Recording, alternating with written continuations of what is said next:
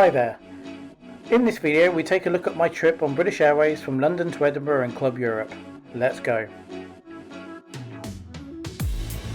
As with most journeys, it starts off with a ride on the Underground to Heathrow Terminal 5.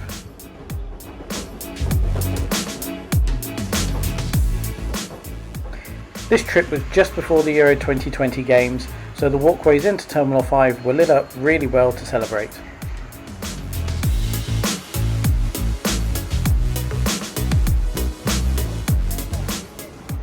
This was my first trip to an airport in 10 months, and I was surprised at how quiet but busy it was, if that makes sense. We made our way to Zone H and the club check-in, and after a quick pat down at security made our way airside and headed straight for the club lounge on the south side of Terminal 5. We all know what's at the top of this escalator. Nice to see this horse again. Pre-pandemic the lounge was self-service, but now it's all table service, which actually seems to be very well loved. You scan the QR code on your table, add the table number in, and then pick from the menu. My only complaint was there was no snacky items on offer. There seemed to be a full drinks menu and it was very easy to go through and order.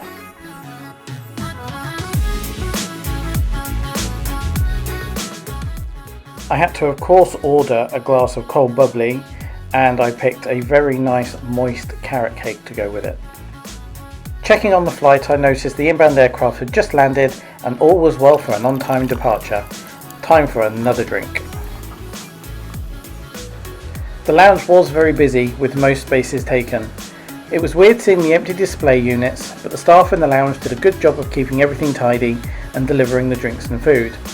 All of a sudden there was an announcement saying the lounge was about to close and that everyone was welcome in the first lounge one level below. You can bet we were one of the first people down there. After grabbing a spot, champers and scones were ordered. What comes first, jam or cream?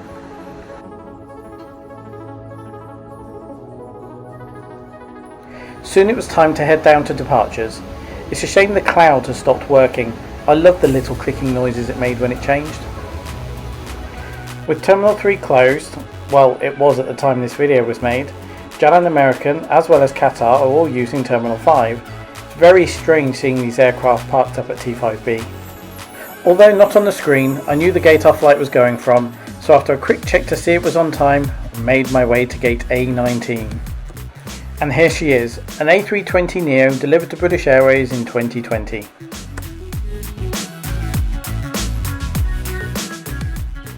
Boarding was soon called, and this was of course my first time boarding the new way. It has changed back, but back then they were boarding from the back to the front. It's a very weird feeling being in club, but not boarding until last. I got a bit uneasy, if that's the word. I like to be on as soon as I can and get settled. Always been that way. Final closing came up on the screens and they announced our rows and it was time. 10 months with no flying, and here we go down the escalator to the aircraft.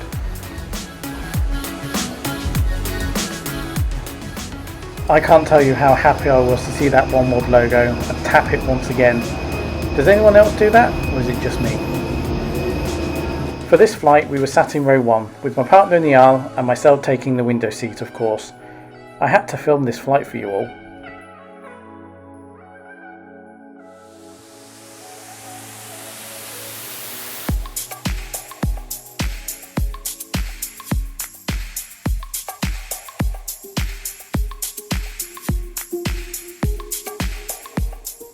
As this was a bulkhead, the tray table was in the armrest and the power and USB under the seat, in a kind of awkward location to bend down to, but all was working well. One thing I love about these A320neo aircraft are the gaspers. I'm not a fan of a plane without a good gasper. After a slight delay due to some biometric gate issues, the main door was closed and the jet bridge pulled back.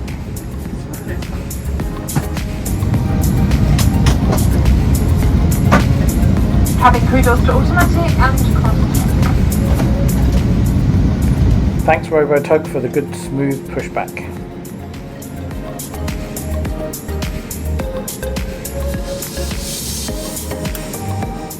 I started filming just for the views of the aircraft parked up at T5A. totally not seeing until afterwards that we were getting a great reflection of our aircraft in the windows of Terminal 5. If you have any questions, please ask your cabin crew.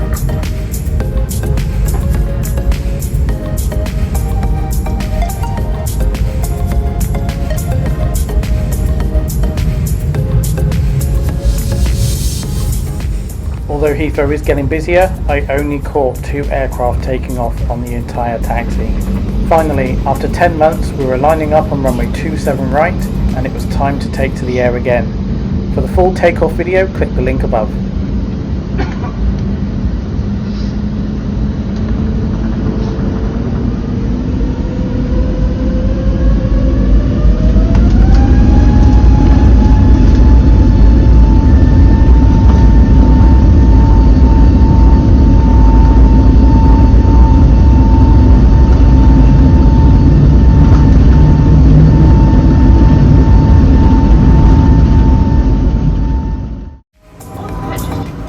What a view once we're above the clouds.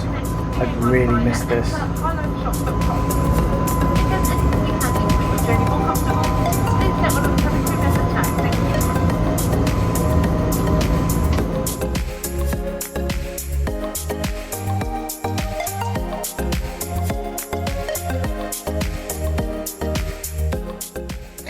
We opened up the middle table and soon the service started.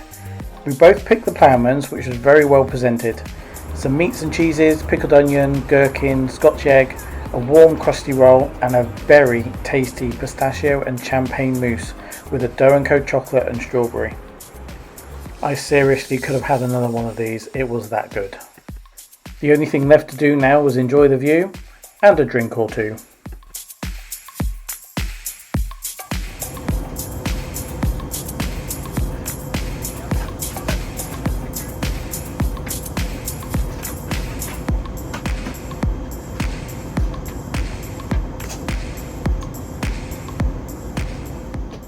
All too soon it was time to head back down to earth, but first, some cloud surfing.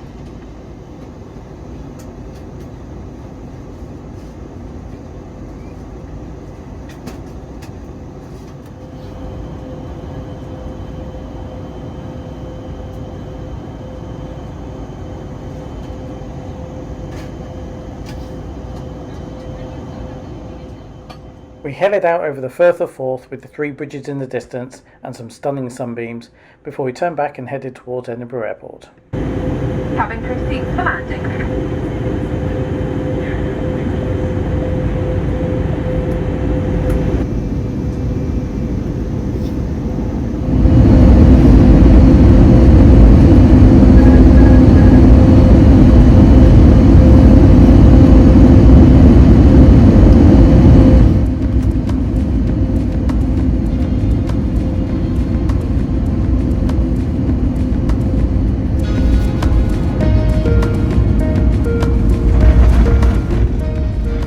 We touched down only slightly late on runway 24, and once the jet bridge was on and said a final goodbye to the great crew, we headed to baggage reclaim.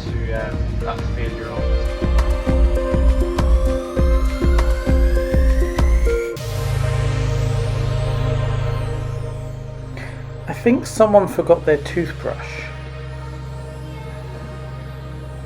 The belt started up, and within minutes our bag arrived and we headed out of the terminal to get the tram into the city.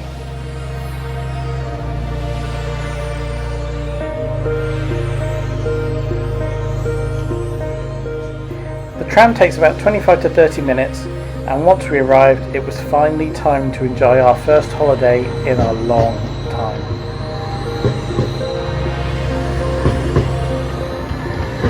Thanks for watching. Don't forget to like and subscribe for more travel related content. See you next time.